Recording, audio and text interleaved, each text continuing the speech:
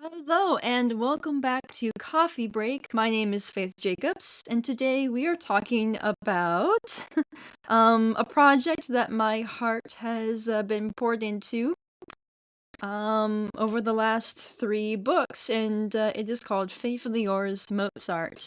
It is not only an audio drama, but also a series of books, 3 of which are currently available to purchase internationally via Amazon.com.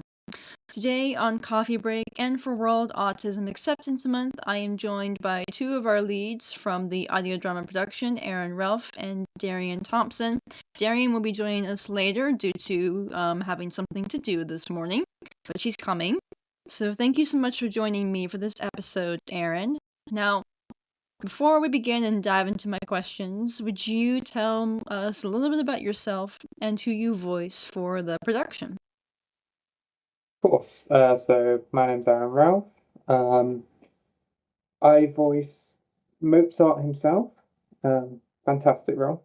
And a bit about myself. So yeah, I am a autistic, dyslexic, and dyspraxic professional actor who works professionally in the industry, mainly stage, but I've sort of crept into voice, audio drama, and singing as of recent. Nice, nice. So we're gonna begin with some starter questions, and I wanted to specifically touch on Mozart in the world of disability. Now, in the Yep. series, we don't necessarily give Wolfgang a label, but I would say it's very obvious that he's autistic and that he does face some kind of neurological challenges. How would you say not necessarily putting the label on him, partially because you almost can't because it's not really a label in his era. But how would you say that differs from current representation? And do you think it worked against coming into this project or for it? Um, I think the writing that you've done showed it brilliantly, but it also showed it historically accurate. It was great because obviously back then, with something like autism, it wasn't known. Um, it was a condition that nobody knew about. So for me personally, taking on that role, it was familiar because I recognized the signs in the writing that he was neurodiverse, but I also loved how it wasn't outright spoken, as it wasn't back in those days.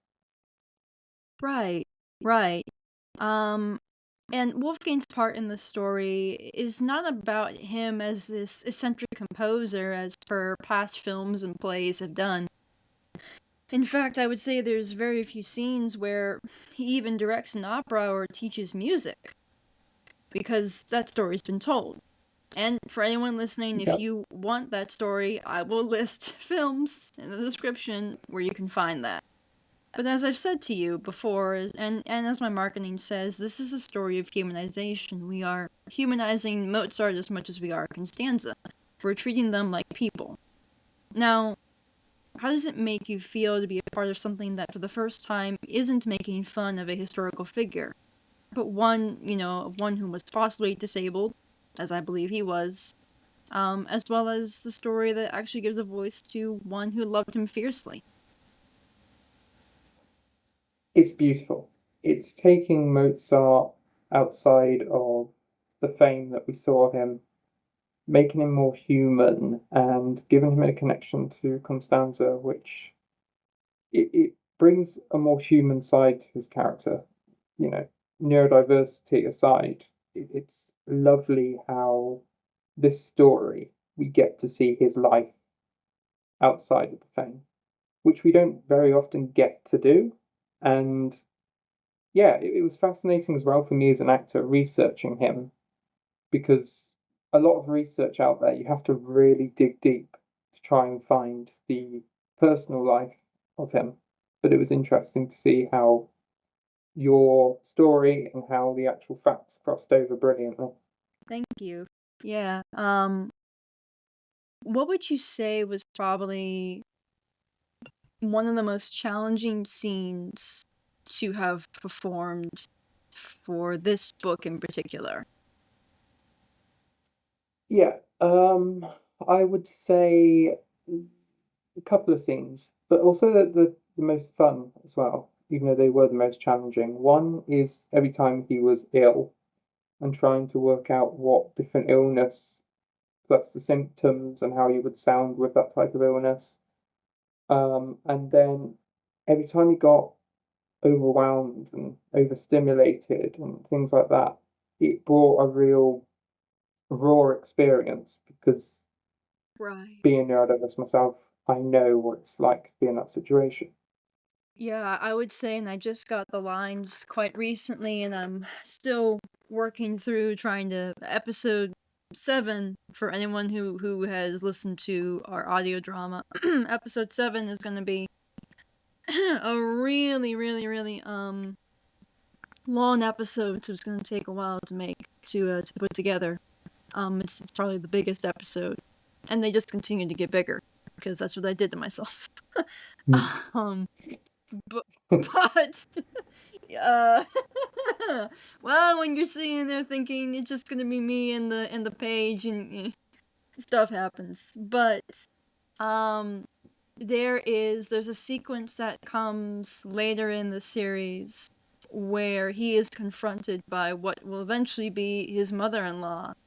And I would say that that was the most raw and visceral scene to hear with the two actors, with Taba, who voices Cecilia, she's our German actress, and you as well, because you captured exactly how it feels as for me as well, because I've been in those situations. And I think I think tackling Wolfgang's meltdowns was definitely a challenge, both as a writer and as a director. Yeah. Because I've I played mean, those scenes. as an actor, it was the hardest thing I found with doing it was I used the technique of basically emotional memory. So I sort of dove deep into when I felt those experiences and how I felt. And then I thought, okay, going from the research that we've got for Mozart, how does he cope with that without with, no support that we've got today?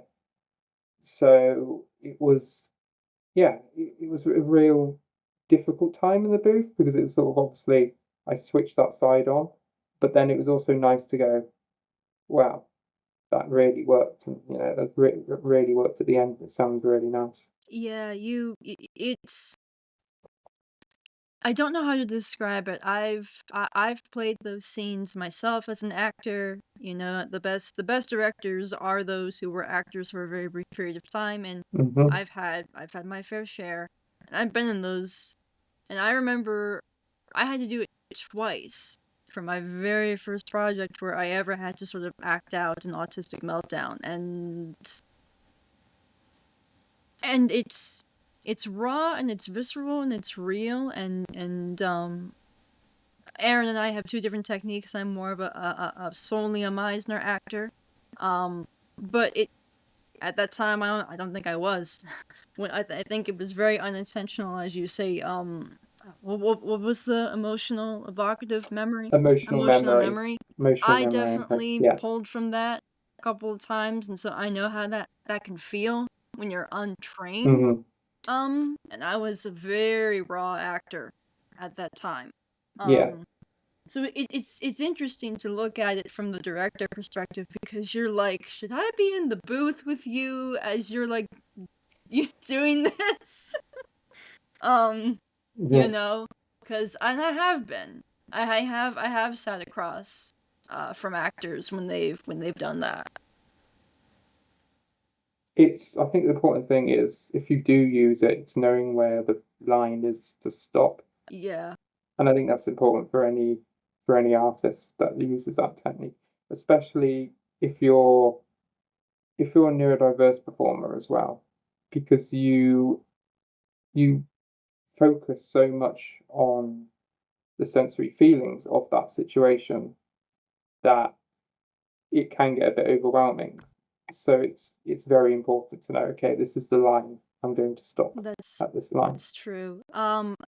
At the core of the story, of course, is the romance between Mozart and Constanza, tackling their courtship, which was said to be historically difficult. But unlike most takes, ours is not that typical Mozart romance where it's a spectacle or even just a blip. There are very few biopics out there that really do the love story any justice. And I would say they actually do more harm than good. With ours, however, I based an element of truth off a line in Wolfgang's letter, in which he says, "At the time I gave up my situation, my love had not begun. It first arose while living with them, from her tender care and affections." This simple phrase gave me pause to consider that Wolfgang's romance was not one built on anything but kindness, as he talks about Constanza having a kind heart in multiple times in his letters. I'm curious, why do you think no one has tackled their courtship in this manner? And what were your feelings on the way that we've tackled it here? I think people, it's that thing of going back to focusing on the fame of the person rather than what that person at his core was. There are loads of great productions out there of Mozart, but yeah, none of them do tackle the relationship right.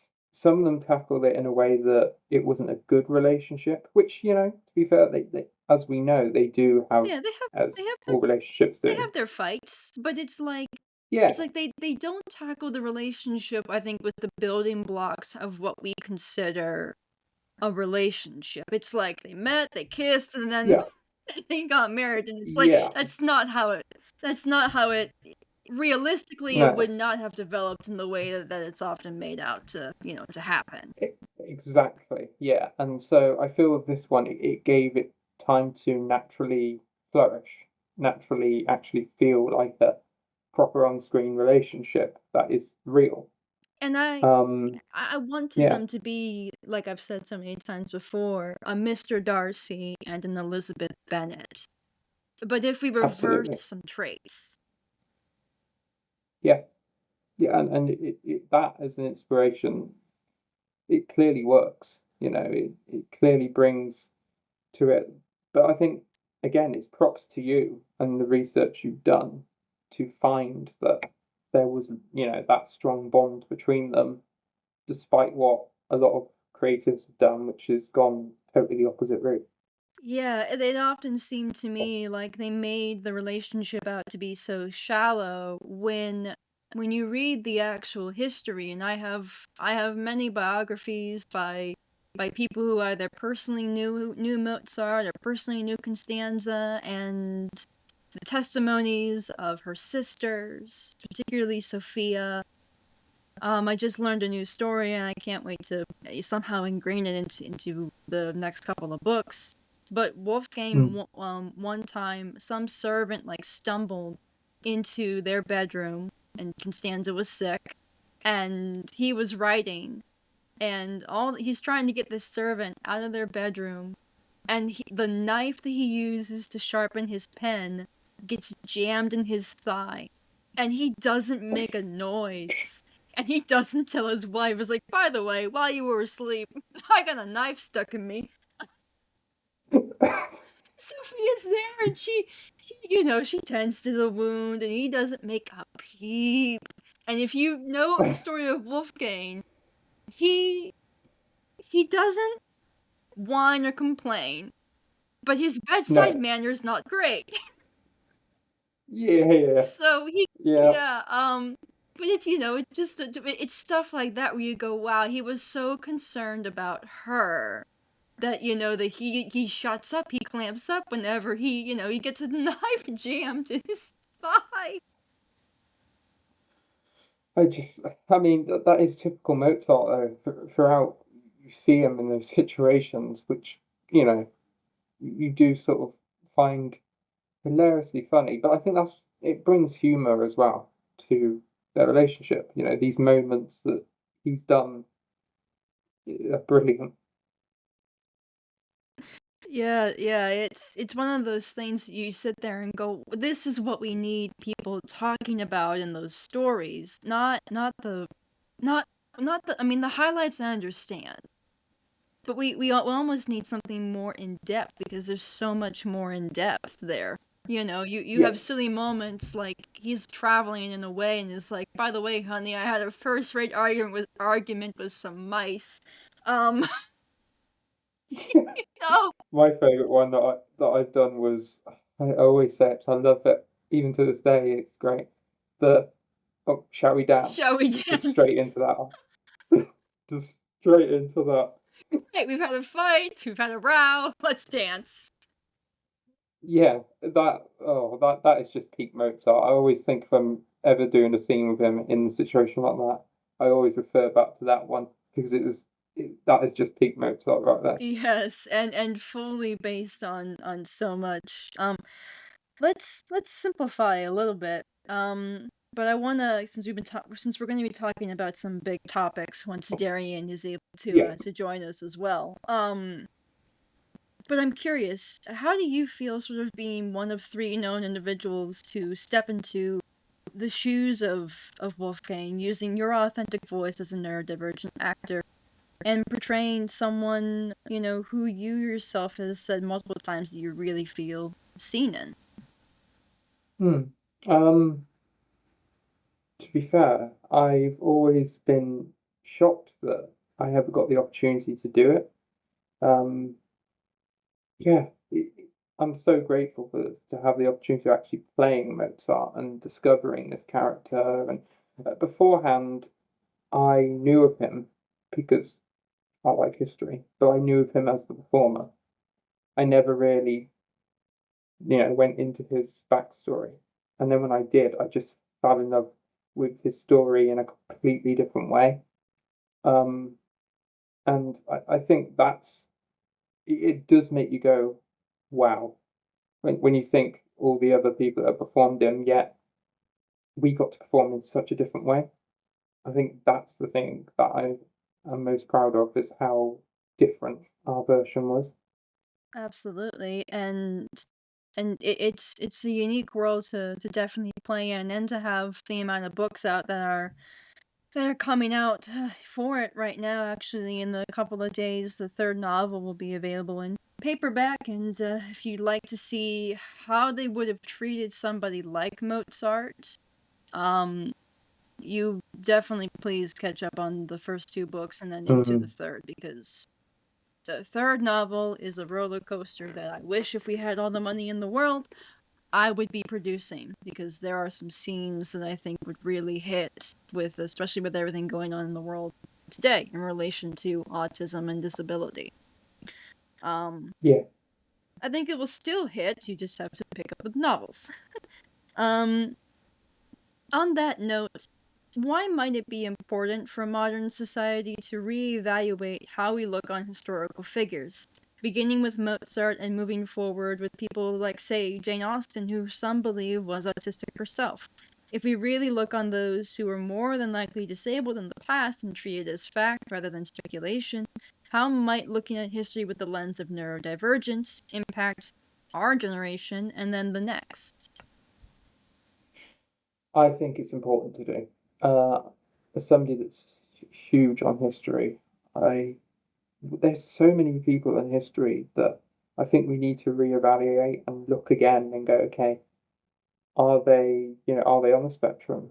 What was, their personal life like? A big favorite of mine, I've said countless times, is Shakespeare. I think he, just like Mozart, is neurodiverse, yet trying to find the information for him, like Mozart, is difficult. Um, sort of how, you know, far back it was. But there are countless times, I think, throughout history. And why not reevaluate? With everything we know now, the science we've got now, why not look and see what's come before to learn something new? Absolutely. And I sit there and think about that all the time. You have people debating things, and I'm like, I feel like it's just so obvious. It's like we have the science now. It's clear that there were that there were those who were disabled in history far before the things that we have now, and they had different factors and environmental factors than we did. So why are we arguing about things that aren't true? I will be vague, but I'm very staunchly against something that's happening recently. And a viewpoint that's happening recently, I think it's horrible. Why are we arguing about things that we know aren't true when people in the past were disabled long before the science that you say is the reason why we have disabilities now? So yeah. you know, it's like, unless you're ignoring history that's right in front of your face. It's got to be, right? Surely. Like, my view on it is that neurodiversity hasn't just appeared out of nowhere. It's always been there. It's just we've never had the ability to find it. Now we've got it. Yeah. And why not explore? And we acknowledge it now because, Yeah. I mean, think about it. Before, I mean, in Mozart's day, there was still a stigma against epilepsy. In 1785, they still considered epilepsy something that's been around since 55 AD in the Grecian days. You know, like, they still considered it divine intervention or witchcraft. I mean, you know, I mean, what does that tell you? Stigma. And that same applies to all kinds of disabilities, whether it was feeble-mindedness in someone like Henry Gottfried Bach, or autism and ADHD in Mozart.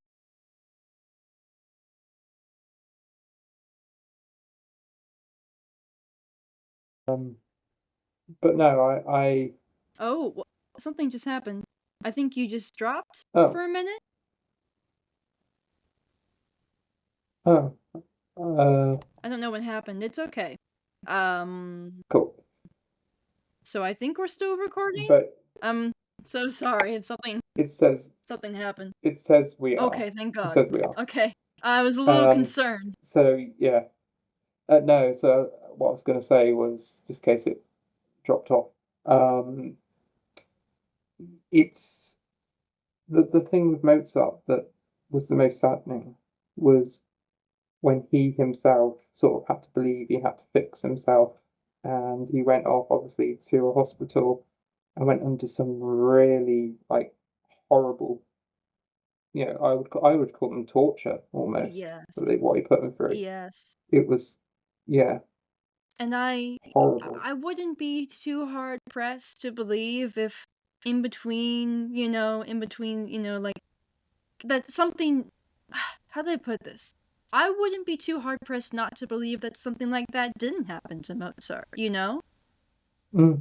Yeah. The evidence is there in terms of that's what they did to patients. It is possible. You know, and the thing about doctors in that time was you were supposed to fear them. You know, and I can't imagine, you know, like, being as sick as he was all his life and facing all these men poking and prodding and doing all these things that they do to him, you know, and then to go and be so different, and you're still surrounded by doctors in your adult life, and they're still treating you like, well, what's wrong with you, you know? It really brings about the element of, again, we need to look in the past to see all the stuff, to sort of open it up in a new way and to discover what we haven't discovered before. I agree, and this sort of ties in, as we've been talking, you know, specifically for you, as you've been saying, then I was going to ask the question of why do you feel it's important that we acknowledge a figure like Mozart being neurodivergent? Because as we've been talking, like, there are so many who say it's not ethical or reasonable to assign a form of diagnosis to historical figures, but to me, I think that seems rooted in, like, ableist thought. Why then might it actually be imperative, in your perception, to have figures like Mozart who can embody that we, the disabled, the autistic, and the neurodivergent, as you said, we're always there in history? I think one is role models, specifically for male neurodivergent, speaking as somebody who's got autism, it's hard sometimes to actually have a role model that is neurodiverse. Yes. And it's nice in history that there are people now, like I discovered Mozart when I was doing research, and like it brings that sort of sense of, okay, so it is possible to do all these amazing things, even though, people have said that you can't because you've got this label. Yeah. There's proof that somebody has done it before that label was even invented. Yeah. I agree, and that kind of brings me into this question where, so many people told me while I was writing and trying to cast for this thing initially. One person quite literally said to me, "Oh, it's so limiting." I was told it was limiting for me to cast a neurodivergent who can sing and act, because apparently those don't always line up. And I sat there kind of baffled. Because, number one, I know a plethora of disabled individuals who can sing. Several of them are my colleagues, by the way. There's one being Emma Nicolau. She's she's Yeah. open about her ADHD. Has the voice of an angel. You should go listen to her. And so do many other actors and singers, including Darien, who I can't wait to have her on, and we'll speak to her and hear what she's got to say as well. But in my humble opinion, many of my disabled colleagues are actors and singers. Another colleague of mine, Rob Milton, is also a singer. We're all on a variety of spectrums here.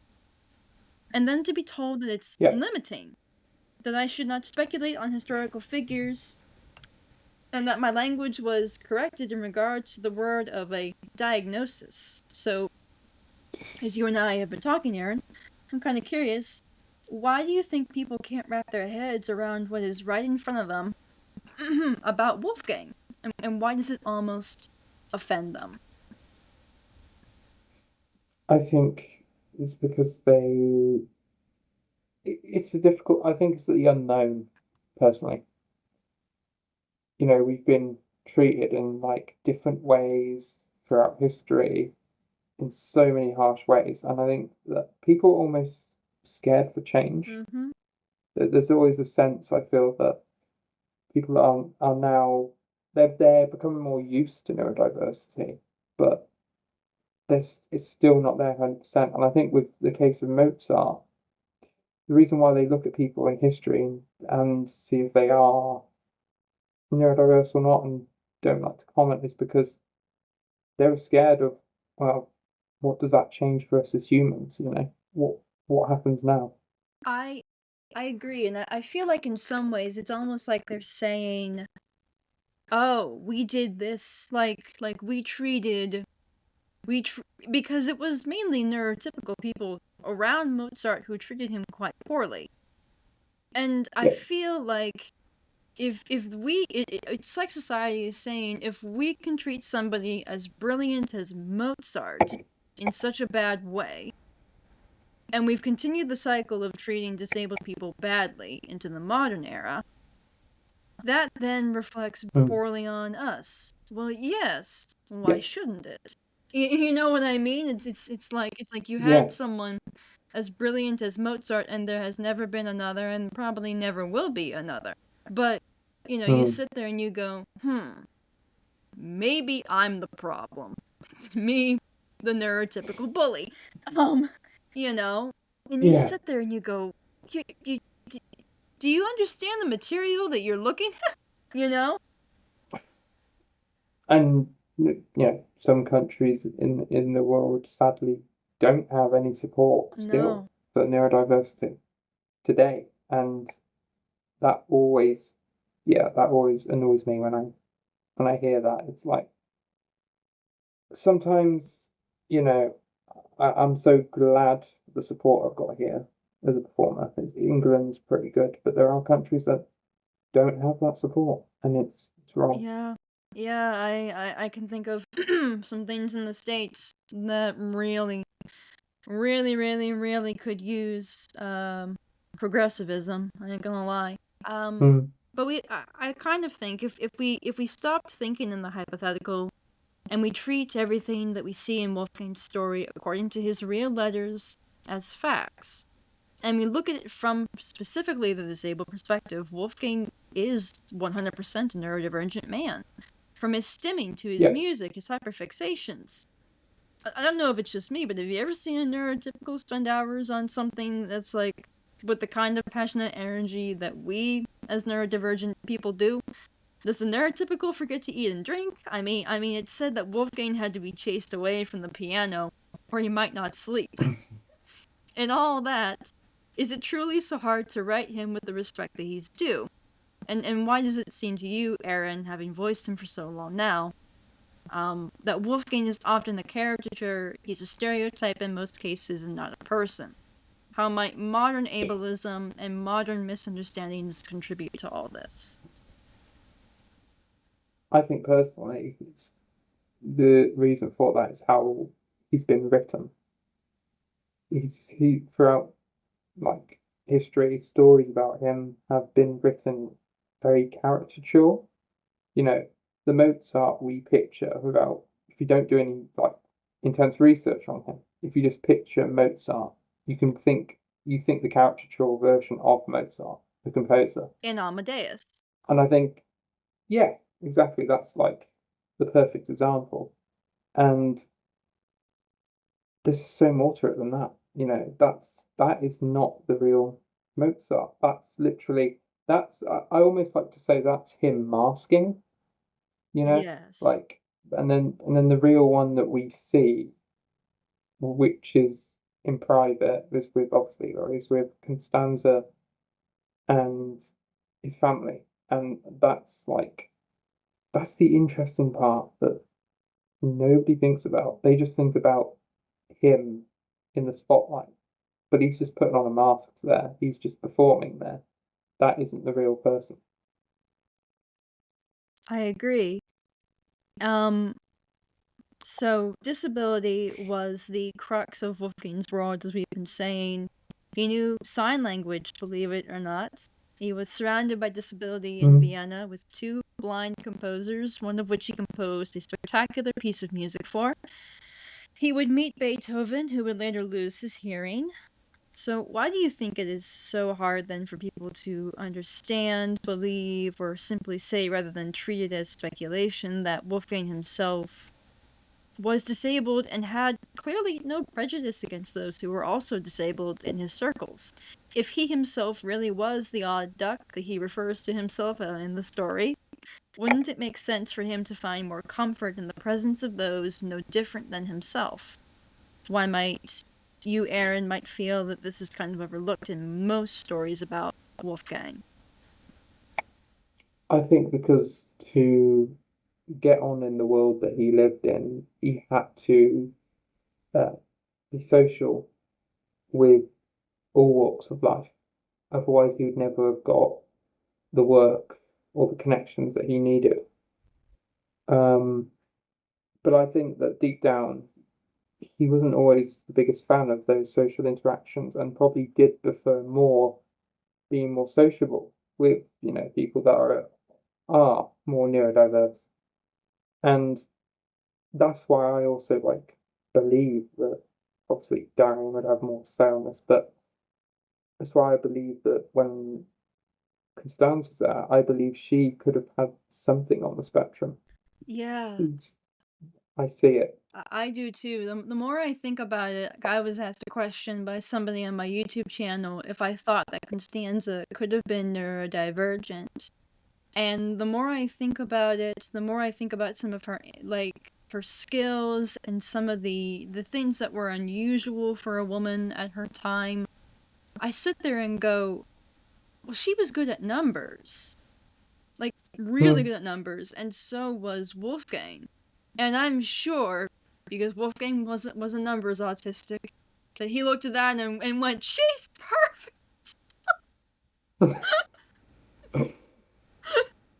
Dating through numbers. Flirting through numbers, it was like, great. Now here's what... Can you just imagine him just dropping, numbers puzzles? Yeah. It was that'd be quite funny. And I can just see it just now. Like, you know, like there are so many things about their relationship, and maybe from your perspective, I'll ask you some questions about right now. What was your perception of their relationship when you first got the script? Like how did you Human. approach that, and how, you know, in the scenes from Mozart's side of things? Yeah. He was himself completely in those moments. Uh, he's very human. The writing definitely. But for me, with the performance side of it, he it's interesting. It's that thing of how do people date when on the spectrum? It's not the same as two, neurotypical people dating. Right. Totally different. And so it was going into, okay, well, what is dating like anyway for somebody who's neurodiverse? What does that feel like? How does that, what different feelings would you get in that situation? And yeah, there's a lot of research on how that is because it is different. It is. A lot of people, who are autistic struggle to read signs as clearly as somebody that's not autistic. That so it's not a dating somebody with neurodiverse is very special because it's one of the most like unique dating experiences you would have. And I feel that with Mozart and Constanza, there was definitely that element of uniqueness. There was almost like the actual love and care that you have, but then childlike moments when they were just playing with each other, Right. and running around outside in the forest, and it it was beautiful. I always love the scene. It was probably one of my favorites to write. It's right before the ballroom dance that they have at the spring Mm, masquerade.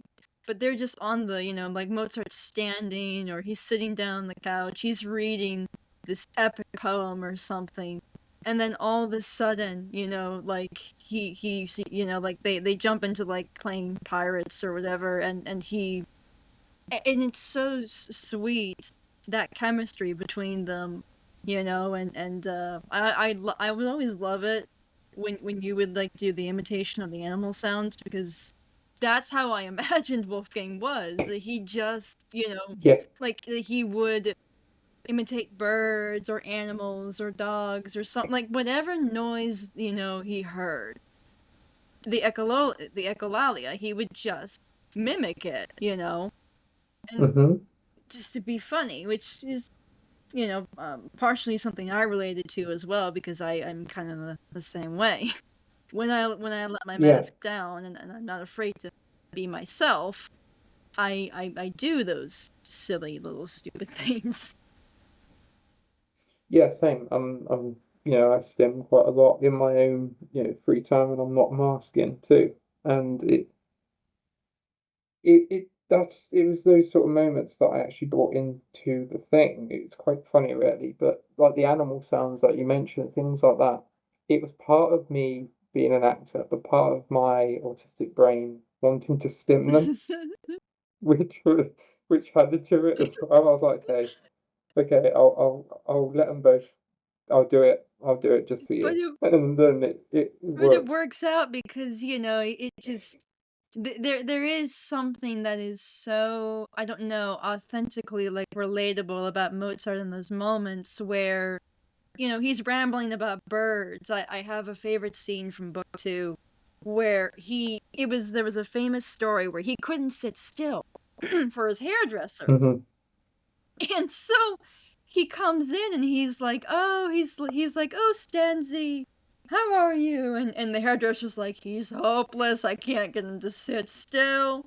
And she's like, "Honey, just tell me about the birds." "Oh, yes, canaries." He just rambles on about birds for like a couple of minutes or something, and I'm just like blah blah blah blah, starlings, starlings, you know. Um, And I feel like if I could just get this series out to a wider market, there would be, I think, many people who would sit there and go, I do that too. And because he unlike I think most, and I hope I've done this right, because I write a lot of male characters on the spectrum.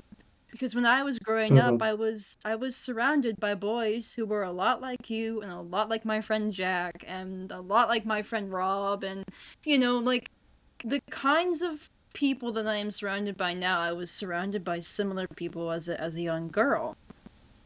And so a lot of Yeah. writing Wolfgang and writing Jacob and writing all the autistic characters I have ever written were really based upon a lot of the friends that I had. And not when I was seeing on TV. I was like, clearly you've never been around an autistic boy before, because that's not at all how it is, And so No. writing Wolfgang felt so natural because it reminded me very much of many of the boys that I grew up surrounded by. And they were naturally curious and kind and sweet and unintentional, and sometimes they get things wrong, but they didn't, mean anything by it, they just didn't know. And so writing Wolfgang was so natural in that way. Because he is sweet, he is playful, he is innocent, and he's very trusting, sometimes to his own downfall. I think that's where a lot of, people on the spectrum relate to him a lot. It's what I saw in when I was looking at him and went, oh yeah, I totally get that. I totally understand where he's coming from. Yeah, that sort of innocence and sweetness, and yeah, it, a lot of people are like that on the spectrum. And And it's fascinating how he was. yeah, and I want to sort of bring up, but as we've been talking about the subject of romance and the neurodivergent Hmm. element to it, that there is the misconception that like we don't want love, that we don't seek it. And Yeah. I think that's why the romance with Constanza and Wolfgang hasn't been tackled, because maybe they look on him like the savant type, and I don't he was Mm, definitely not a savant. He had elements of no. genius, but I don't think he was a savant in the way that like somebody would write him, and my cringe here for Rain Man. Um but like Yeah. I find that to be a heartbreak when we live in an era with shows like, although it's a controversy, Love on the Spectrum, and we still have some shows that do treat us like stereotypes, even though there are the Oh. beginnings of neurodivergent relationships in fiction. I still feel like they want the word Hmm. autistic in your face. And like we said before, they really wouldn't, that label didn't exist. A bit of a trigger warning, they would have called Wolfgang something that starts with an R-E and ends with T-A-R-D-E. Um, Yep. and it's a French word. It means to hinder. So every time an ableist person says this word, they're calling you a hindrance. And I do not condone this Hmm. word. I hate it with a passion. But Wolfgang would have been called that in the time period. Now, my question to throw to you is, how do you feel about having a story that tackles the ableism and of loving someone who was disabled in an era where that was probably more prominent and much worse than today, even though we have a society that still remains ableist? Yeah. I mean, today's society still has a lot to improve on in that area, but back then, like, I mean, in my country, we have laws. You can't, if you walked up to somebody and said that word, you could seriously get done by the law. Back in Mozart's day, you could walk up to somebody and say that and you'd be fine. It wouldn't seem bad. In fact, you wouldn't be the one Mm-hmm. punished, but the person you said that to would be punished. It was harsh back Mm-hmm. then, I would say, very harsh, and there was no laws protecting anyone with neurodiversity. In fact, like I said, the laws went against them in a lot of areas. Yeah. Yeah, I agree. You know? And it's surprising when you look back at the history of things. Like I said, book 3 specifically tackles the hardest of Mm-hmm. moments where Wolfgang's like, well, it must be something wrong with me, so I'm gonna go get myself fixed. In a very, Yeah. if you're familiar with Queen Charlotte and the Madness of King George, I implore you, please don't look at the Madness of King George as a comedy, because it's not. It's actually quite sad, and I shed more than a few tears watching that, although it really Yeah. helped in the writing process. For that third novel, because it's true. It's King George, a lot like Mozart, was in an era that did not understand what they were looking at. Yeah. And you know, to think that Mozart's doctors were treating him with things that probably killed him, because they didn't understand psychologically and physiologically what was wrong with him. It was very experimental, Yeah. and you, it would be interesting. I mean, you've probably done a lot more research on that, but I imagine a lot of people did sadly pass from that experimental treatment. Yes, they really did. Mm. And to be honest with you, Mozart would not have survived if he had been subjected to that. Realistically, Mm-hmm.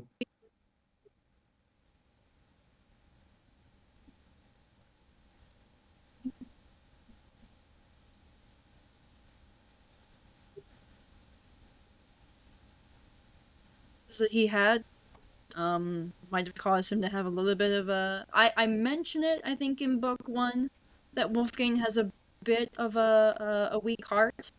He Yeah. does not have a. It's not very well, from illness. So him going through that treatment, if Constanza hadn't like stepped in, realistically, he probably would have died, and people did die Mm. from Yeah. those treatments. It's I I don't know what they were thinking. To be fair, it's barbaric what they used to do. Yeah, yeah. We're Yeah. I'm glad that like a lot of the systems of those of like asylums and whatever are now shut, especially in like England yeah. as time progressed through I mean the 90s, the last asylum shut in the UK. Yeah. I feel like in the 90s as well over here, the last asylum for those with autism did I'm trying to think, like, I think it was like 99 in the States when it Mm. actually last closed, and like that's not that long ago. You know, No, it's like people sit there and think that like, oh, all the insane asylums and the mental institutions where the disabled were kept in the late 19th century, that was a 19th century problem. No, we had it in the no, 20th and the 21st century as well. We had it in this modern day century. We just don't talk about it enough, you know? Which no. is why I appreciated Queen Charlotte and the Madness of King George kind of showing, it's like, look, this is torture. Um, you know, it's like this is what they would do, you know? And I feel like it was We're important to show it.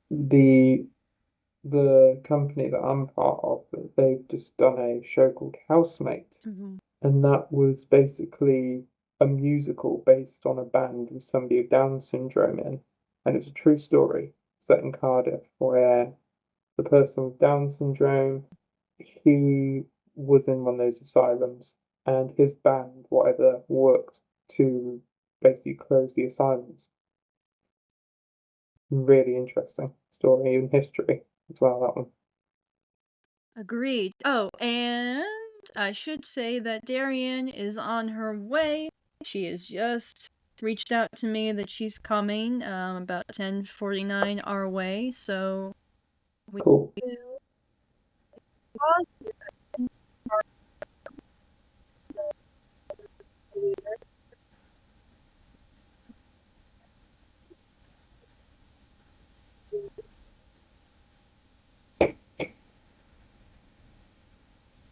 it won't kick you out of the room if I stop the recording, I promise.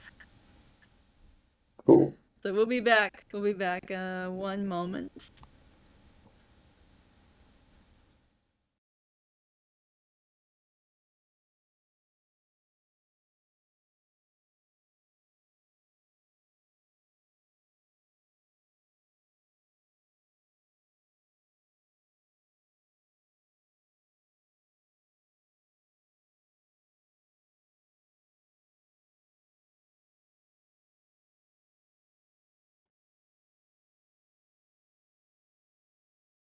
And welcome back to part 2 of our Faithfully Yours Mozart discussion. We are happy to have Darien Thompson here. And before we jump into our second part, Darien, why don't you tell us a little bit about who you voice on the project and a little bit about what you do? Yeah, for sure. Hello, my name is Darien H. Thompson. I'm a voice actor. I voice the amazing Constanza Weber in Faithfully Yours. I also do a lot of other acting projects. For example, I am currently in a strategy RPG called HexoQuest, which is due to come out whenever, really. I'll leave that up to the amazing team behind it. So I'm very excited to be a part of that. I'm also in an indie open world horror game called Pinewood Valley, and I play one of the killers, so I'm very excited for that. That comes out, I think, sometime this year on PlayStation. So it's my first PlayStation debut. Wow! So You're yeah, awesome. thank you very much. I have a bit of background in singing as well. I have training in acting as well. I went to school for it. I've done a bunch of workshops with some actors in the industry, especially Sean Mendham, who is a phenomenal actor. For those who may know, he was Scratch in Baldur's Gate 3. So it was an absolute honor to be a part of the workshop. I learned so much, and I am also a Twitch streamer. So yeah. Awesome. All right. So we began with Wolfgang, of course. We all know who Mozart is. But let's sort of switch over to Constanza. The question I'm going to throw to you, Darien, is as the voice of such a forgotten heroine, she was a woman who's been left behind in history. She was the founder of the Mozarteum. She gave us Mozart's legacy. As the voice of her, you voice both 20-some-year-old Constanza in 1781 and the elder Constanza in 1826. What were your first thoughts when you read about Frau Weber after our first initial meeting? And there is a second part to this, but let's focus on the first. I think my first impression when reading about Constanza for sure is she has a lot of there's a lot of history there.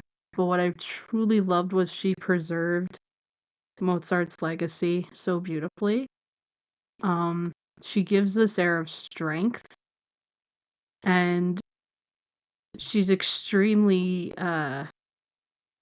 independent. And I just love how she just has such. I think the biggest thing is strength. And when I read about her, I'm just like, I was amazed, you know? I like reading about, especially women back in those days where you don't hear a lot about. You only hear snippets. And with Constanza, she held on to her husband's legacy so beautifully and only wanted to share the good word about him. And yeah, that was really my first impression, was how strong she is and how well she carried herself. you know? I agree. I agree. The second part in that is, what kind of research, if any, did you look into in order to understand her? I feel that in the early days of this, we had a very lengthy conversation about her for context. But did you know anything about Constanza prior to this? And if so, how did that, combined with further research, help you to understand her as a person? So I knew about Mozart before Constanza, fun fact, because I am also a music enthusiast. And in high school, we talked a lot about concertos and whatnot. So Mozart was a big focal point. I learned about Constanza because I would research composers like Beethoven and whatnot. And when I learned about Constanza was through research. Uh, and unfortunately, there was a scene from one of the Mozart movies. I think it was a Requiem. It was either Requiem for a Dream, one of them. And I didn't know who Constanza was. And then further research showed, oh, that was his wife. And so I'm like, okay. So when we had our first initial meeting, when you were presenting me the project of Constanza, I was just like, oh, I already know who this is. And so I already had a brief idea of who Mozart and Constanza, who they were. I didn't know fully who Constanza was until you were showing me excerpts and all the research you've done. And then what I did as an actor was I read the pieces through and through, and I would take from different inspirations. It could be different places, different pieces of history, and I just went with it. So I had an idea of who she was. So I'm like, okay, I have a baseline. Let's start there. So it was kind of it was a step by step, and with your direction, I'm like, okay, I have an idea. And then, because I just wanted to really emulate the strength she has and highlight that. So pretty much that's what the research was. Yeah. Good, good. So there's a line from, um, one second. So I wanted so Aaron and I earlier were talking about,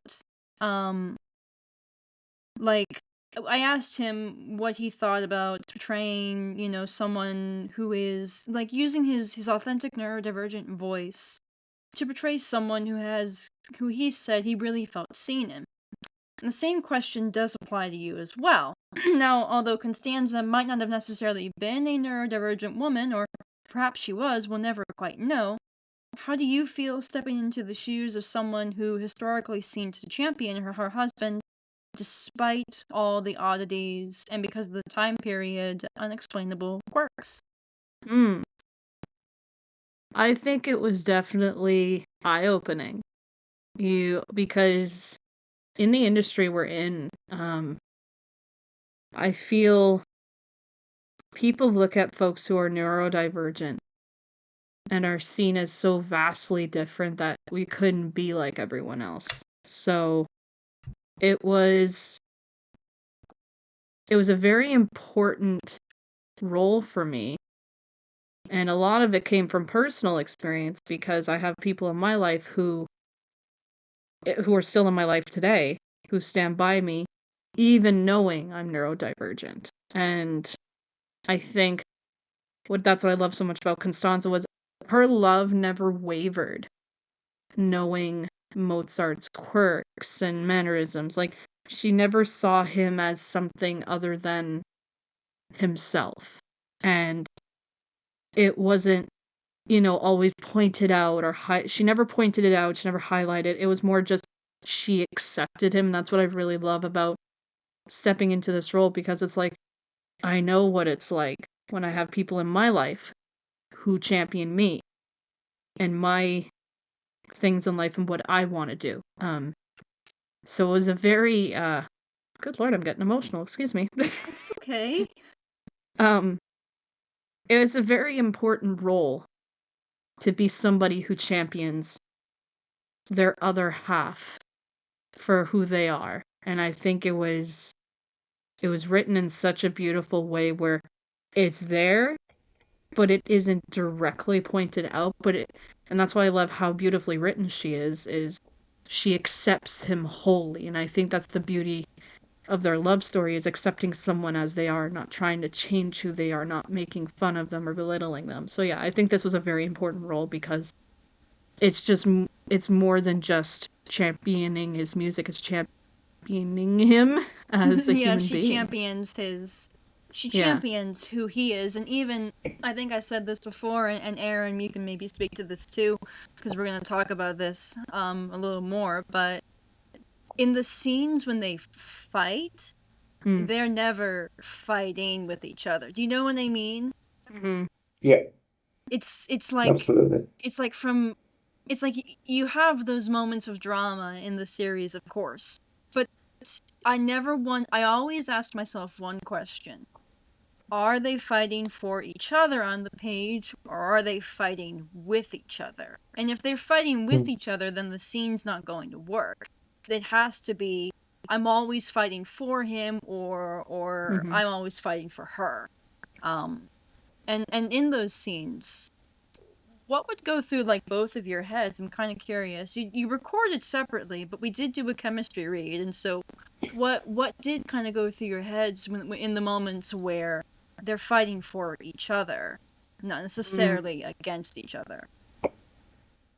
I think that for Mozart's point of view, I think it was him looking at trying to, in his own way, care for her, but also struggling to work out, obviously, how his own feelings were in that situation. He fought a lot through his life, and he fought a lot of different challenges through his life.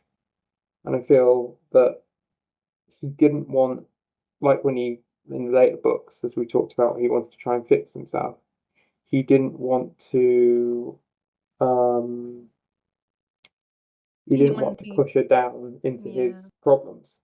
Didn't want to be a burden. So he wanted to fight for her in that way and try and be the best he could to be for her. The interesting thing was him being himself, I think, was the best thing. Exactly. Darien, do you have anything to add? I want to hear you as well.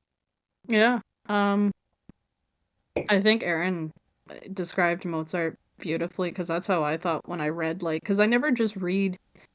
For me as an actor, I like to read all the lines on the page because context is so important, especially if you're recording separately. So when we did a chem read, I wanted to hear exactly how Aaron was going to do Mozart because it gives me an idea. I'm like, okay. So when it came to the fight scenes, especially the ones that we recorded separately, I would read the lines constantly. And I always do more than one take, but it was very powerful. And I think from Constanza's perspective, I can understand, she wants to be let in. And I feel she felt like she was helpless.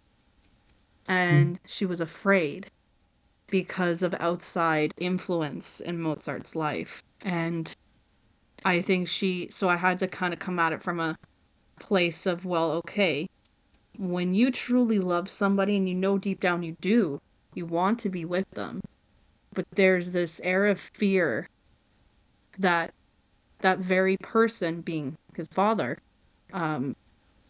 was going to kind of manipulate that or control him in that way. There is a level of fear she felt. And I think what I love about it is no one's perfect, and I always saw the fights as both of them trying to express from their own points of view in different ways. Constanza is very much afraid and very she can be very to herself, but at the same time she can be very strong and say how she feels. And I think that's what ultimately brings them together, is that communication, and that her showing him her trusting him that he wants this just as much as she does. And I think that's what it comes down to, is the trust factor, and just seeing that development in the writing is just, in my opinion, was very beautiful. So thank you. There's a line from a Mozart pilgrimage where Constanza says she suffered. And I think some people took that to mean that her marriage to Mozart was an unhappy one. And that's not to say they don't fight, because we do tackle them having relational spats. And they have a really big one in book 2. But I actually took it to mean the the unkindness that had followed his death. Second. Oh, stupid. I can't talk. Stupid body. So I took it to mean that the suffering, because, she was on her knees, pleading that a divine power would save her husband from death, and she wanted to be with him when he passed, as much as his last thoughts were about who's going to take care of her. And so I feel like with that, to you both, in reading this story and acting out a powerful and somewhat anomaly of a relationship, why is it important to have a romantic story that tackles champion the partner who is disabled? Because, as we know, in many romantic stories where a historical figure becomes disabled or goes through trauma and pain and turmoil, there's abandonment. There is this anger and this resentment that develops. But with Constanza and Wolfgang, I never got that feeling of, I resent marrying you. I feel like they took it one step at a time and strengthened their relationship. Why do you both think their relationship withstood for 10 years? They had each other, despite the turmoil, based on what we tackle in our dramatization of their courtship. I think it's human. I think it's the element of their relationship being so human. And I don't think it's the fact of him having those disabilities. Yes, they might occur as a challenge, but again, it's him being him, and it's him sort of living the way he is.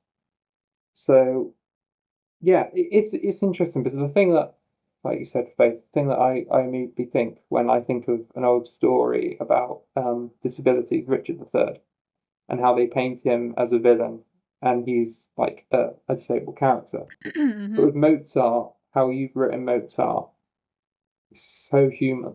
It's so true, and everyone has the right to love, no matter who you are, no matter what you are. It's important that everyone has the right to feel. Exactly. I agree. Darien? Yeah, I think it's just so important that, like I said, you the way you wrote the story is with such compassion. I think that's why I think the relationship is definitely one for the ages, because there was never this feeling that she was gonna abandon him regardless of marital spats, which is quite normal, and because they'll eventually find their way together, and it's the humor. It's like Mozart's very funny, and Constanza loves music, and it's the quality time they have together. And I think that's why it's important to, if anything, if you have a significant other who is neurodivergent, support them and don't try to change them. Don't see them as a lesser than or see them as struggling. You see them as a beautiful human being. And I think that's what I love about Constanza and Wolfgang is they uplifted each other and never once try to put one another down. It was always uplifting, and even through their spats, they eventually found their way back. And I think that's what really makes a relationship, in my opinion, beautiful, is that there can always be humor and music and just smiling. And I don't think they suffered at all. If anything, it was beautiful. And eventually when he passes, she will always have that love for him. And yeah. So Yeah, I agree. It's one of those situations where it's like it's like they're, I don't know, it's like their adversities just made them cling more together rather than tear them apart like I think most writers think they did. I mean, I was just saying to Aaron earlier, there's a story where Wolfgang, he was so worried about Constanza, she gets sick in 1785. And what happens is he gets this knife stuck in his thigh. And um and he, as we know, when Wolfgang gets unwell, he does not do so well with sickness. Mhm. But in this one moment when he gets like a wound or something, Sophia was there, and he doesn't he didn't make a peep. He didn't want to wake her. He didn't even tell her, "Oh, by the way, honey, got a knife stuck in my thigh. How do you Oh my god. feel?" So Mozart. It's so Mozart. I'm Very okay, Mozart, no, I'm yeah. totally good. I'm not in pain. You know, and it's things like that where you go, oh, he's just precious, you know. He's like trying to get this servant who has come in to get out of the room, and he's got a knife stuck in his thigh, all for the love of her, you know. And I think that's what made the relationship so real to me was, oh, he's so willing to, you know, to bite his tongue, you know, chew on his lip as he's in pain himself from his pencil knife. Very stubborn man. Mhm. Very stubborn man. Yeah. It's little stuff like that that makes you go, wow, you know, or the story of how he would leave little notes under her pillow, like for her whenever he would go out riding and she wasn't well, which I turned into their very a Valentine's Day's sort of like short storyline in I think either book 2 or 3. Mhm. Where, you know, like that's how much he loved her. He's like, I hope you slept well, my dearest little wife, or something. Like he would write just like this thing, like just very human things, and you're sitting there going, this is the man who wrote The Marriage of Figaro. And he's like, I hope you slept well, you know, and and these little things like, I'll be back in a minute. But I hope you slept undisturbed, you know. Like Mhm. stuff like that that just makes him and her just so human. Mm. Which leads me to my next question, which is Constanza and Wolfgang, as I've said, you know, have this Mr. Darcy and Elizabeth Bennet like qualities to them. Although I would say the tides of empathy are much stronger for Constanza versus Elizabeth, and Wolfgang is too funny to be sour like Mr. Darcy. But despite despite struggling with melancholy and depression and some of his own personal struggles, what are some of the ways you both brought your own perspective to the two of them to help you when acting out the scenes they have together? It's personal opinion, I would say.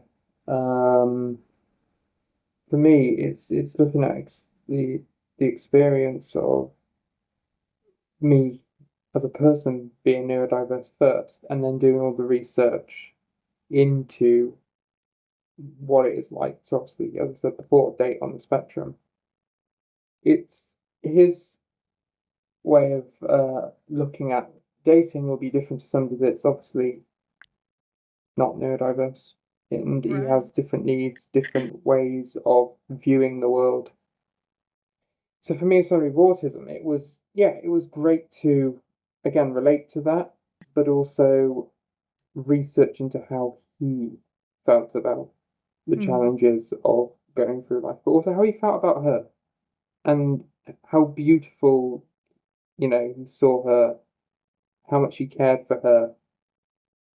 He was sweet on the inside, no matter how stubborn he was, no matter how funny he was always there was always this sweetness to him, especially when it comes to Constanza. Yeah, she was almost kind of his weakness a little bit. I mean, I hate to say it in Yeah, that way, but like she would break down the walls that he had built up, and he's like, well, all for the love of my wife. You know? Exactly, yeah. Yeah. This is for you as well, Darien. Oh, If you have anything. yeah. Yeah. Yeah, for me, it was pretty much what Aaron said. As an actor, it's so important to research who you play. And since I had kind of a baseline of who Constanza was, with the help of Faith, which, by the way, thank you, Faith, for the extra, like, excerpts. Of course. Um, I always like to read context, and that's what I loved about the writing you did was I always looked at the line before mine to get an idea. Okay, let's look at the scene. Like, for example, the scene where I'll just say spoilers. It's all right. Read Spoiler the books, warning. please. Yeah, do. Oh no, spoilers, guys. Anyway, there's a scene. I have to say it was one of my favorites to record, admittedly, where they share a passionate moment in a carriage. Um, you know the one. Yeah. You know the one. It's fine. No, Yep. but there's a reason why that's my favorite, and that kind of ties into my answer, is because I've always touched on how Constanza was very afraid of angering outside influences. For example, Mozart's father. So, as a human, like as me, Darien, I'm a big people pleaser. So I'm always afraid of pissing somebody off. And that really helped with recording a lot of those types of scenes because it's, in some ways, she is kind of not so much an over people pleaser, but it's that fear of like, she doesn't want the drama with her family as well as herself. And she knew how she was feeling for him.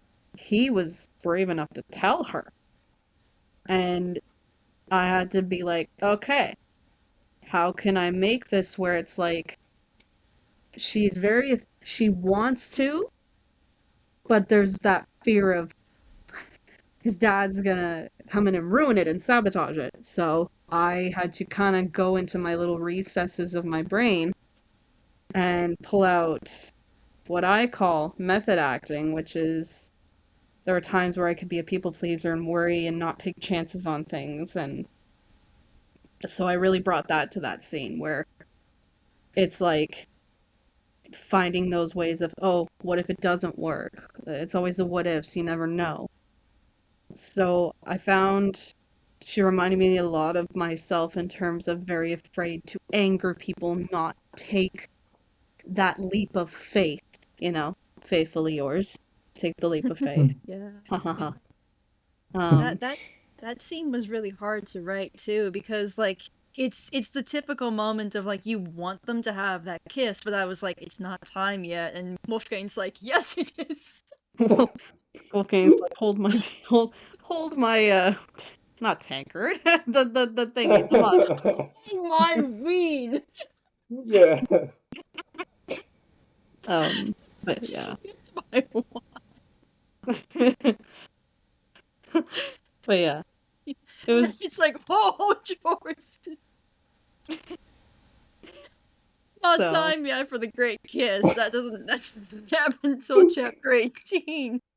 Yeah, but it was worth it. That scene alone is like I love the project as a whole, but I really like that scene because emotionally it really delved into especially Constanza's mindset because we've set up, like I said, where she's afraid of his father and the things he could do and the things he's already saying and putting into his mind.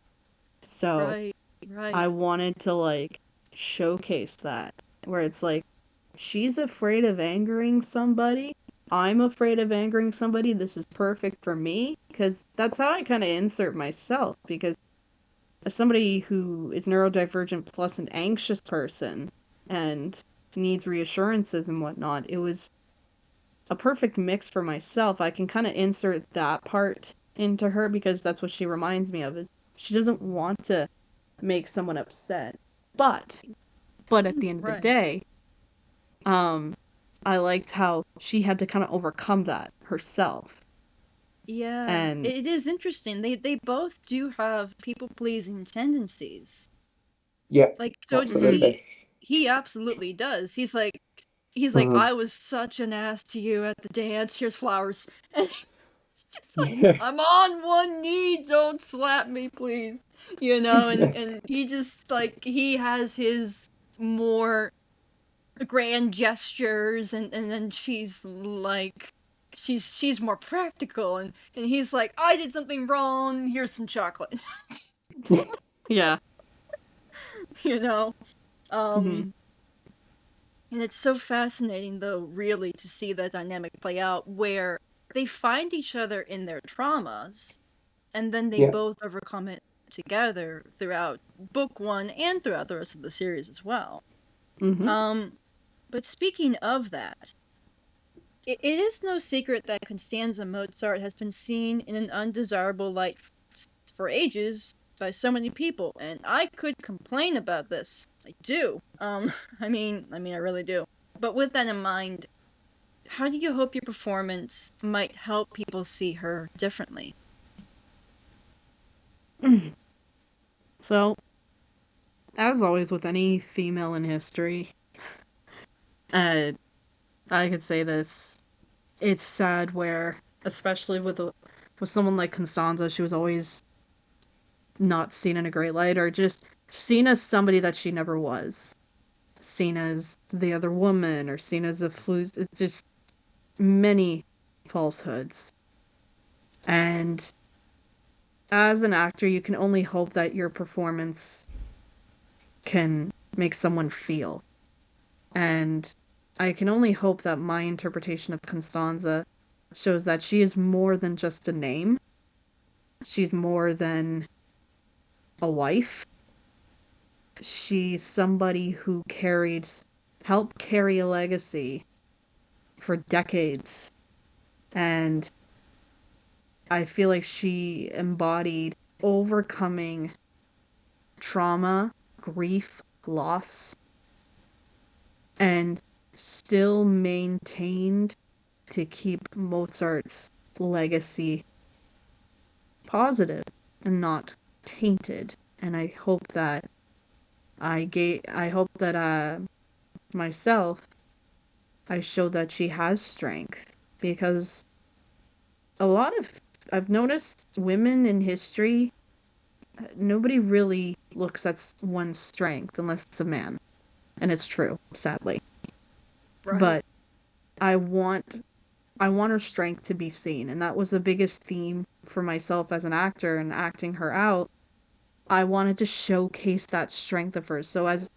So especially since it's voice acting, I wanted my voice to I wanted it to carry that strength, that determination that she had throughout the series, and with her family, and just her courtship with Mozart. And yeah, I just wanted to point out that she is more than the name itself. She for me is an embodiment of support, empathy, and strength, you know? Absolutely. And on her side and her part in this, how might she compare to, say, like a figure like Eliza Hamilton? And why, after 200 years, do you think that, with the story of Wolfgang's life and the significance of her role in preserving his legacy, why has she been left behind, and why should that no longer be the case? I feel she deserves a place in history as much as Nannerl and Mozart, which is, I don't want Constanza romanticized, but I think she deserves a place too in the story, as much as Nannerl is getting her dues. Mm-hmm. I feel like she shouldn't be forgotten in history, because she's just as influential. Empathy, especially in those days, is pretty non-existent. Especially if you're going into like 1700s and whatnot with everything that happened. And she has contributed a lot to society as well. She supports the arts. She loves opera, and she loves her husband's music. Like, I feel like she deserves a place in history just like everyone else, because she loved someone, was being so empathetic towards somebody who is neurodivergent, and you don't hear about that back in those days, right? So I feel like she deserves a seat at the table, and I think she, just like any person, deserves a place where you empathize, you have a heart, and you're understanding. And that's the biggest thing about her. She's been understanding of Mozart and who he is, and just understanding of everyone. She's, even with her own issues with her family, she still tries her best. And I think I'd rather she not get left behind. I want her in the same room as anybody else in history, because she, just like anyone else, has contributed to society. Exactly. And I agree, and I feel that strongly. To be honest with you, I think this is where I will clash with some people who are touting this romanticization of NaNoRel, currently in this modern era. I did not connect with NaNoRel the same way I did with Constanza. It's like Constanza was there at the funeral, there through every fever, every fall, every financial crisis, and I sit there and I'm like, and where was everybody else? Not there. So I really feel like she had first-hand account, really, of, this was my husband's life, and this is what happened, and I put more stock into her words and the things that she left behind than anyone else, because that was her husband. She would have known him best. So this is a bit of a shift, but this is for you both. Since being a part of this project, what are some of the things you have enjoyed learning about these historical figures? Because here's a little fact of the project: it is based on as much historical truth as I could get my hands on. Even some of the dialogue you both have read comes from their actual words. It comes from very real letters and recorded conversations, not everything, but a mass majority of them. So, I'm kind of wondering, out of all these things, what have you enjoyed the most? Like either fact-wise or scene-wise, or, like, what was enjoyable? There's always challenges, but were there any joys in the project? Yeah, I loved the thing I loved about Mozart was the balance of his determination, his stubbornness, and how sweet he was. Everyone outside they don't see the private life of Mozart. They see, obviously, as I said before, the public life. And it was nice to be able to actually dive into that, research into that, learn about what he was like when he was not working. And also, I still have to say the funniest thing was, as I said before, the whole way he just pleases people, right? And my favorite scene has to be, they have the argument before the dance, and Mozart obviously goes, shall we dance? As soon as the argument is just finished. And it was funny just to sort of break off like that in that way, because again, he's going to try and carry on and trying to please them now that the argument's over. He is a sweetheart, and I find that very endearing. Yeah. Darien, what about you? That one scene, that was funny, because she's like, is it resignation? I still remember the line, too. Yeah. Is it resignation or revolution? Let's have some cake. Yeah. Yeah. Like, let's have... Yeah. Yeah. Yeah. And Sorry. That whole scene, I just want to, like, I guess, just quickly touch on that. It was very funny having to kind of tap into a She was kind of about it. Like, Yeah. Yeah. because I feel like Constanza can be very sassy when she needs to be. She's like, Oh, yeah. well, well, Mozart, is it resignation or revolution? Like, it's like, He's like, I'm gonna go cut some cake. Look, Mm. there's chocolate. He's a like, total avoidant in that scene, and he's like, Yeah. going yeah. Got to be careful now. like that's my wife. Yeah. Yeah, And I knew then I wanted to marry her. yeah. I think that was kind of like the fun. That I will say that was the funny part of that was just like he's like, yeah, I'm gonna avoid. I'm gonna not answer. We're just gonna keep it moving. I hear my name being called Sophia. And it was just cool again to see in those like behind the glass, her own struggles. Her so frustrated that he always overworks himself, and so Yes. it was kind of in her own way, kind of telling him like settle down, but done in such a well. Right. Right. Yeah, So, I honestly, like I told Aaron, I love it whenever you're like matching him like beat for beat in that scene, and he's just scrambling. He's like, get a foothold, and she's like, I'm not gonna let you have one, because she's just matching him like word for word. He's trying to squirm his way out of it, and she's like, we're not done, mister. Wolfgang.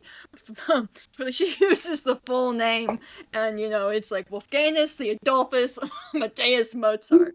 yeah, yeah, and it was really cool. I love that scene. But I think what I loved about learning just about both of them as a whole is just the trials and tribulations they both went through. And I always make it my mission when doing projects that involve these sorts of figures or anything is to put a bit of myself but not too much of myself, because ultimately I'm telling someone else's story, and that's a big thing I learned in acting is when you tell someone else's story, you look into things. And it was very important to me that I preserve her story because it's a very important one. And what I liked about learning about Constanza was her layers, because I think people saw her as a hee, like very giggly, which can be true.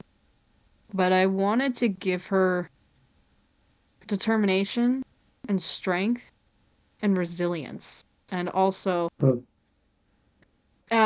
have to say, you don't hear her say a curse word until nearing the later chapters. That's another thing. She has her moments where she will snap. And yeah. Yeah, she, and there are some moments too, comic books 2 and 3, where she really gets to, Wolfgang, I often have Wolfgang refer to her as a lioness, because that's how I thought of Constanza when I began writing her. She definitely goes full lioness in some later chapters in the book.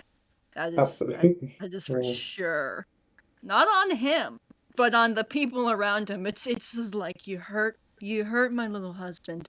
And she's just cracking her knuckles going, okay, boxing gloves are coming out. oh yeah. Wolfgang's like a little puppy who's like been kicked one too many times. Not that he can't fight for himself, and he does fight. He will fight for her specifically. But when he gets knocked down, she's like, okay, cracking the knuckles. It's time for me to, bring out the claws. Yeah, exactly. And I think that's what I mean when I want her to be a part of that history, because she was always seen as like a floozy-ish, like Very not ditzy. almost if not intelligent, but is far from the truth. And she's very intelligent, but she's very practical, and it was very interesting as somebody who lacks practicality with her own neurodivergence to step into the shoes of someone who was very practical, things very logical. And uh, it was a fun exercise for me to kind of, okay, let's not be Darien for a day. When I play Constanza, I have to actually get in her mindset and be very level-headed, which I am in real life. But she's a little more level-headed than me. Yeah. Fun fact. Yeah. More so than me as well, I would say. She definitely always appeared to me to be the one that was like, when Wolfgang would be all impulsive or very naive about something, she's like, what did we say? It's like we go through the steps. Yeah. And Wolfgang's like, right. Yeah. What you said. Yeah. Yeah, and that's what, like, another scene that I love was what her helping him find something for the opera, because he was stressed he couldn't afford or find anything. And it was just her level-headedness throughout that scene. It's like, hey, it's all right. That was my father's. And he was worried about taking, like, that garb. And that's where she's like, no, go ahead. It's fine. Like, that's what I like about it. She's very go with the flow. She just wants to help. And Yeah. I think that was that's what I loved about learning about her and why she's such an important figure in history, is because throughout all her own trials, she maintained empathy. And I think that's just what we need in the world today is empathy. And she had that for Mozart. She never changed him. She never tried to belittle him. She gave him room to blossom and supported him for the years they were married. So yeah. Yeah. I want, since we've been talking about it during this, I want to bring up that beautiful particular scene you were talking about. Again, there were so many I love. And I swear to you that more is coming for our audio drama. It's just been a very crazy time recently. But as we've been talking, Wolfgang and Constanza go to a prestigious actor's estate where they have a fight that precedes the dance sequence. And Wolfgang is very blunt about his incessant working. And Constanza, absolutely, beautifully, completely and utterly just matches him in that scene. And my question then is, when you were both reading the dance scene, what was going through your heads about their budding relationship? Because they have a fight, and it's not the oh, now I'm mad at you, and let's have a screaming match. Wolfgang, as I said, isn't avoidant in this scene, and Constanza's just not backing down. You know, it's a why aren't you fighting for yourself? So from both your perspectives on that scene in your respective roles, what went through your heads? What was the process of bringing them to life in that moment that is vulnerable for them? And how did it inform choices made for the remainder of your scripts? So, for all the scenes, I always read all through it. And for that scene in particular, it was diving deep into what Mozart was trying to want. It was, what his wants were, why he was so het up in that scene. And again, stubbornness. A lot of stubbornness, because that definitely showed in that scene. And then also, he does, at the end of that scene, you can see him feeling terrible for how he acted. So there's like this level of come down from that emotion and him going, what did I just say? And it was interesting playing that sort of element of, okay, I'm going to say this, and then slowly dialing it down to where he was completely sort of stumped to what he actually said himself and felt bad for what he said, which I thought was really interesting. Yeah. Yeah, and Aaron and I, you and I talked about this briefly when we did our Instagram live, but Darien, I'm kind of curious about your perspective on that scene. Aaron said that he thought that was the moment where Wolfgang fell for Constanza. And we don't really have a moment where we know that they've fallen for each other, like in a typical romance, because their romance isn't typical. But do you think that was the moment that she fell? Or what what moment do you think that she actually fell for him? Because I almost think that's the moment where she was more hesitant. But like, I'm the author and the writer, and so my perspective will differ from you guys's. So I'm kind of curious your take on that whole scene. So it was interesting because as I was recording this, I was following the trajectory of just kind of like that build up, and I like how it was a slow burn element, because slow burn, personally for me, I used to hate slow burn, but that's just from my own personal things. But now I've come to enjoy it again because it's what makes the progression more natural and more organic. I would say deep down at the dance she was feeling something. Falling for him at the dance, I don't know personally. But she definitely was feeling more than just care.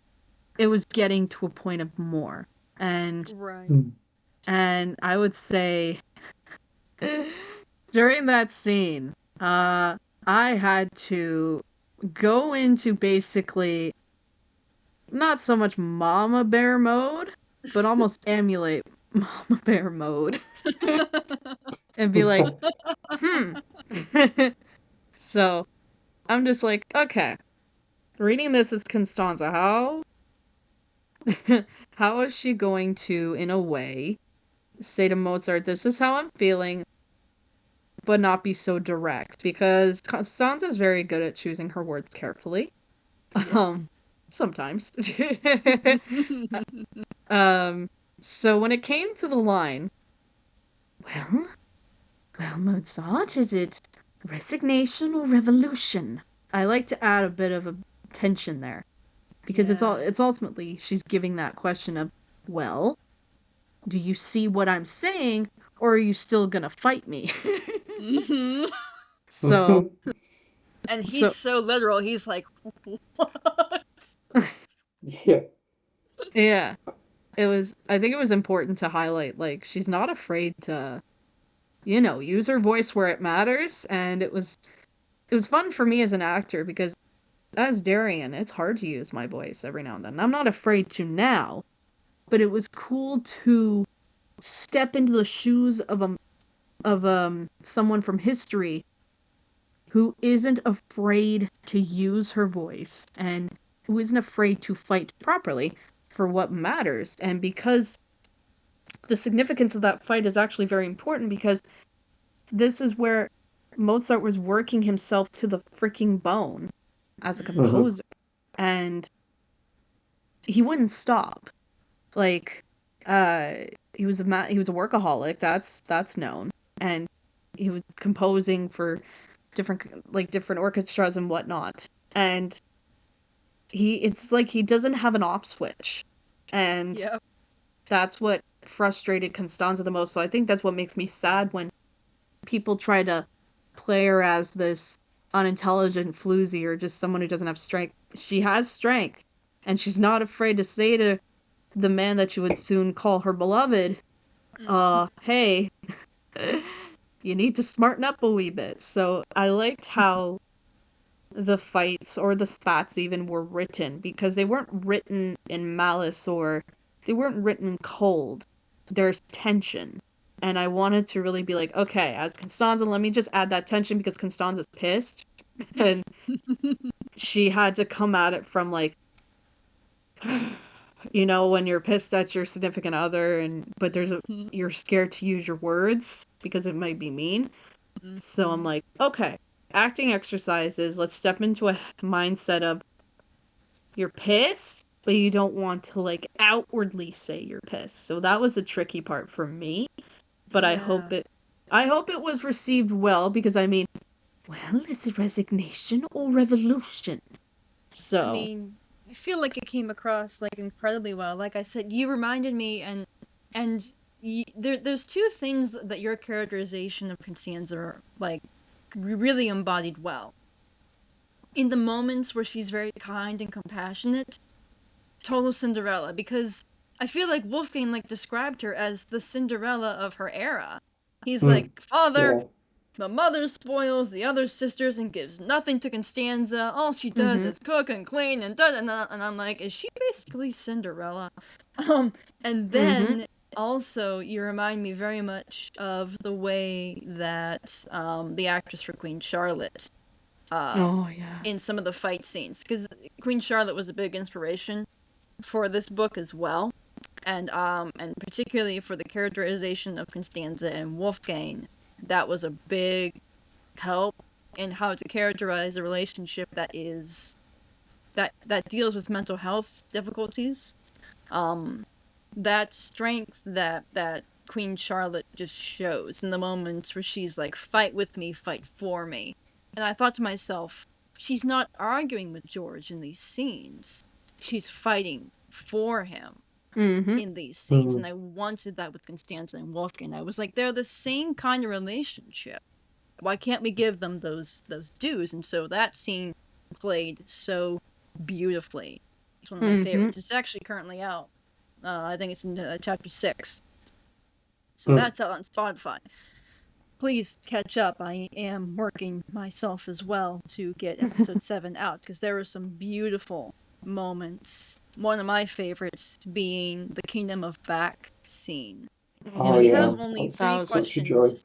We have 3 questions left, but if you want to expand on that, YouTube, because I love the Kingdom of Back scene. That is my favorite, beautiful, intimate moment that they get to have, where you really see them, I think, falling for each other.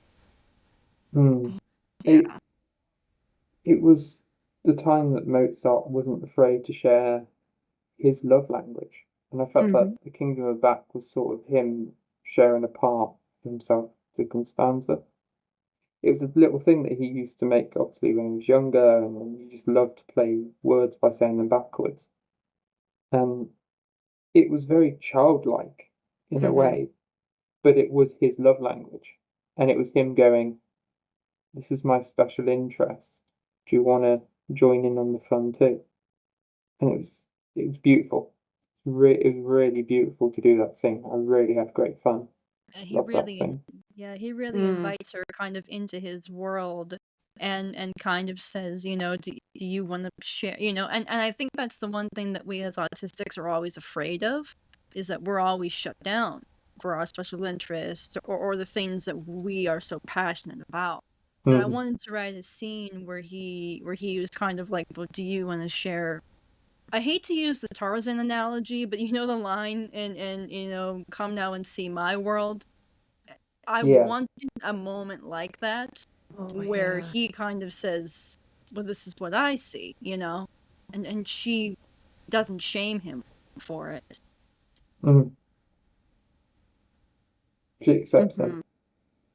Whenever you want to say, Darien, I want to hear you as well. Yeah, the Kingdom of Back was, I think, a beautiful metaphor. How I read it was a metaphor of Mozart's, because we all have an inner child, so it's almost like his inner child. And the Kingdom of Back was a beautiful scene, and how I would giggle as I was doing the recording. I'd have to pause and be like, "Oh," like it's adorable, and there's such child innocence in that. There's like a inner child innocence, and something you don't see every day. And I loved how it was written, where it's as Aaron said, he's showing his love language and what makes him happy. And they role played, and then he's like, you'll be the queen of the Kingdom of Back. And I think that, I think that's what I loved about that scene the most, was it was like setting the groundwork for what would be their courtship and relationship to come. And he wasn't afraid to show that side, and it was, you know, it was like I really like those types of things in stories where it's like running away from your issues where it counts. So I liked how they kind of escaped from that. Folks, don't take this as me saying run from your issues, but sometimes it's okay. Yeah, sometimes it's all right. And it's so funny. There's another moment too in book 3. I think it's either book 3 or book 2. One of the 2 recent books that are out. There is another moment where she, you know, like he has this imagination that he's some great Arthurian like knight, and they're in a field just playing with sticks, but his imagination is so vibrant and wild that, you know, it's they're fighting over treasure, and they're rolling around in the grass, and, you know, Pimperl, their dog, is just like, it's a really sweet scene. And it's not something that I often, I like the idea that these kinds of stories, those moments have to hit just right. You know what I mean? Mm-hmm. They're Yeah. not something you can do all the time, but when they do happen, they hit so well. So yeah, that's one of my favorites as well. And let's see. Here it is. So empathy was imperative when it came to the characterization of Constanza, as we talked about very briefly. The more I read about her, the more I saw how much she fought for him in life with patience and compassion, as much as she fought for his story when he passed on. The way that she fought for his legacy, his reputation, and more. How did that aspect of her help you to understand the dynamics of the relationship better? I think it helped to understand because, as somebody who is always believes that empathy is important in someone's life, it helped me to understand in the sense of how she supported him, because people can easily say they're very empathetic until they start judging people. And Yeah. it was important to me as an actor and as somebody who is an empath.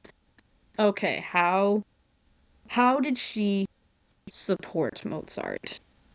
What was her, not so much method, but what was her way? Because we all have different ways of empathy and showing it.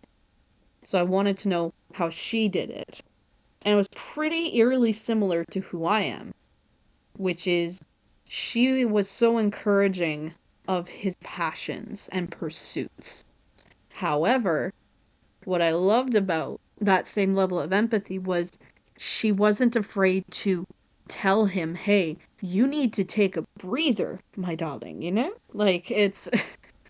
I sometimes Right. slip into her character, don't mind me. But yeah, she's not afraid to tell him to slow down. Even with how stubborn he is, she's not afraid to be like, Luffy, you need to slow down, you know? It's, so that's what, I think it's so imperative, and I feel like it's a lesson to be taught where you need to be empathetic, and empathy is so important, especially when we're talking about neurodivergence and it being such a broad and wide spectrum.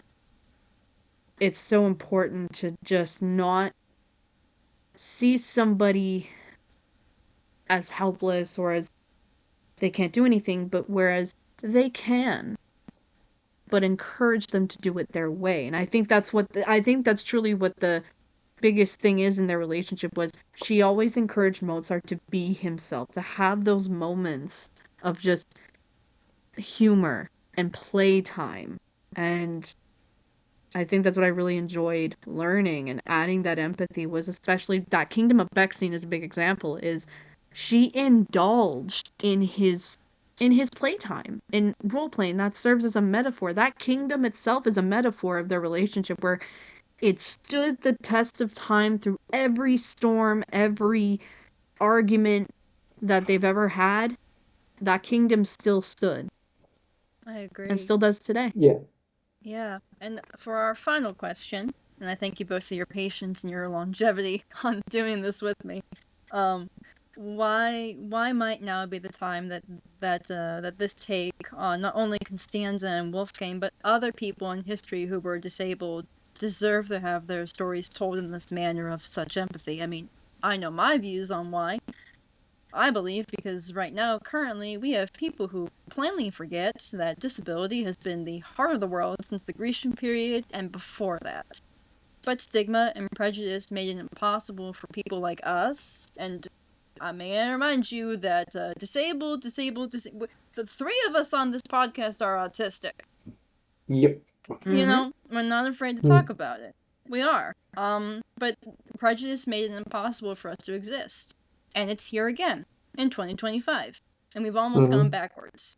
And it hurts us. It hurts people like us, and it hurts us.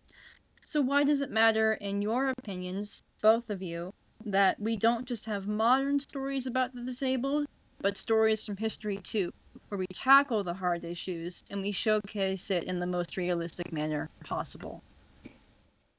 I think it's important to tell those stories because it shows how far we've come. Yes, we've still got work to do, but it shows how far we've come from then and how much it's now improved since then. But also for us, for people with neurodiversity, it's nice because it gives you a chance to know that you're not alone and that like in this world there were people that have come before us that face challenges with their autism or what other type of disability. Um, it shows that there's hope. I think that's the most important thing, and I think that's why we need to sort of reevaluate parts of history again and look into people to see if they were on the spectrum. I think it'd be an interesting case study to look into. I agree. Mhm. 100%. Yeah. I think it's just, as I've been saying, just over the course of the interview, neurodivergence was always seen, and I can remember watching different pieces of media, and the biggest thing when it comes to neurodivergence, being autism or just any form of it, it is always looked at as such a with negative connotations. And Yeah. I think and hope that this project can influence a discussion, a much needed one, that there are probably many different people in history that may have been neurodivergent, but it was never studied or it was never thought of. And I think if this gives an open opportunity to re-look into different people and maybe find those, then I hope that it serves as a lesson that neurodivergence doesn't mean that somebody isn't like you or me. We very much are. We are just learning differently. We're not, and I think that's the beauty of somebody who's neurodivergent is we learn differently and yet we still deserve a seat at the table. And there has to be a lot more representation, even in media today, for folks who are neurodivergent. There should be more opportunities and for everybody because we're in a very divisive time right now. And I want to take a moment to say if you feel seen by this project, we see you. And on behalf of everyone here, you are valid, you are seen, you are heard, no matter where you sit on the spectrum of neurodiversity, you are still a human being and you're a beautiful soul. Never let anybody tell you otherwise. So yeah. We are not an epidemic, and I don't get, loud about anything, but there have been some thoughts and views recently, and I mentioned it at the first part of our talk with Aaron, but there are people who are touting things that are going to make us feel like we are a problem when we're not. We've always been here. We've been here since before there was ever a word to describe who we were. And unfortunately, I think there are some people who need to look back and back and back in the history and go, we put those people away. Why? Because we were afraid of what was different. And I think it's time that we stopped being afraid and allowed the Mozarts and the Constanzas and the Beethovens and the Henrik Gottfried Bachs to exist in society as the beautiful souls that they are. I'm surrounded by them.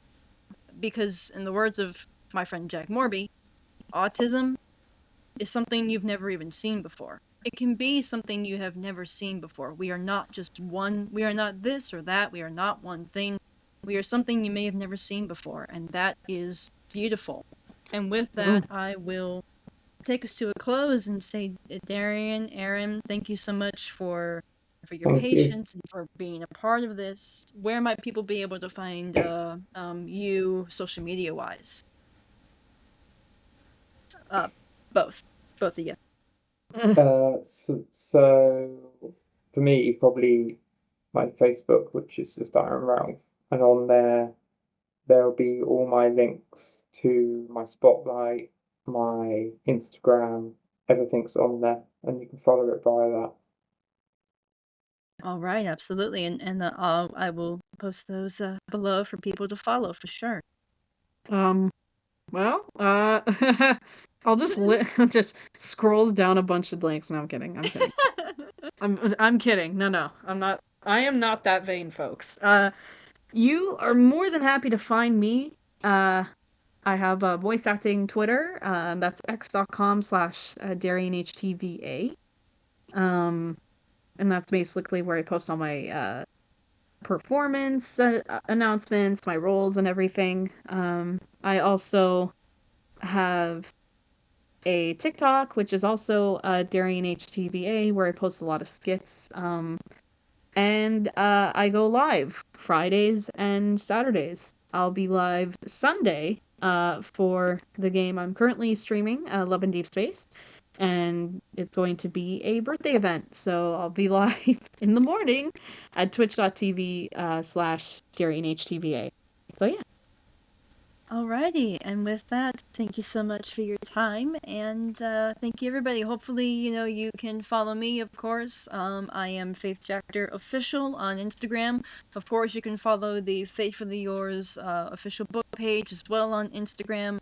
We have a website for the book. It is on, and I will say this, when my posts on Instagram say the books are international, that means they are international. Italy, Canada, UK, USA, Poland, I think. I mean, wherever you are in the world, you can get Faithfully Yours Mozart. You can listen to us on Spotify and my YouTube, of course, Coffee&Comics Nerd, where, all this will be linked below. This will also be up on the YouTube page, so there will be many links to many different things. But, just give us a search, give us a follow. We need eyes, mouths, ears. We need everything on this. we need some help to get this project out here because it has been out for a couple of years. And the traction's so great. Help me, please, because I really truly want to do good with Faithfully Yours Mozart. I want to do something for anybody out there who's ever felt unseen. Faithfully Yours Mozart is for you. And with that, I have been Faith Jacobs, and I will see you all on the flip side. See you all later.